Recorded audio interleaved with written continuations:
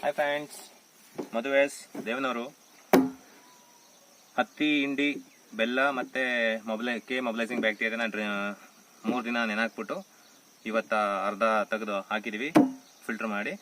ಇವಾಗ ಉಳಿದಿದ್ದಕ್ಕೆ ನಾವೇನ್ ಮಾಡಬೇಕು ಅಂದ್ರೆ ಡ್ರಮ್ಮೆಯಲ್ಲಿ ನೀರನ್ನ ಪೂರ್ತಿ ತುಂಬಿಸ್ಬೇಕು. ಆಮೇಲೆ 1 kg ಬೆಲ್ಲ ಹಾಕ್ಬೇಕು.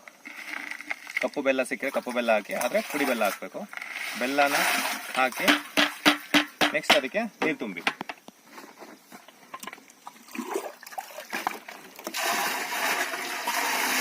ಫುಲ್ಲು ಸಿಂಟೆಕ್ಸ್ ಒಳಗೆ 500 ಲೀಟರ್ ಇದೆಯಲ್ಲ, ನೀರನ್ನ ಪೂರ್ತಿ ತುಂಬಬೇಕಾಗತ್ತೆ.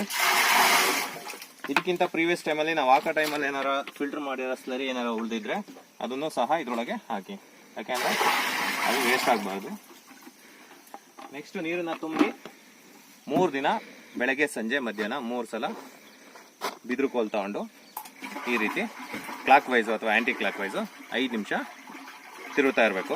3 ಸಲ ತಿರುಗಿದ್ರೆ ಏನಾಗುತ್ತೆ, ಕೆಳಗೆ ಕೂತಿರೋದೆಲ್ಲ ಮೇಲೆ ಬರುತ್ತೆ, ಹಾಗೂ ಆ ಬ್ಯಾಕ್ಟೀರಿಯಾಗಳು ಕ್ಲೀನಾಗಿ ಮಿಕ್ಸ್ ಆಗುತ್ತೆ, ಬೆಳವಣಿಗೆ ಆಗುತ್ತೆ. ಕಟ್ ಮಾಡ್ತೀನಿ.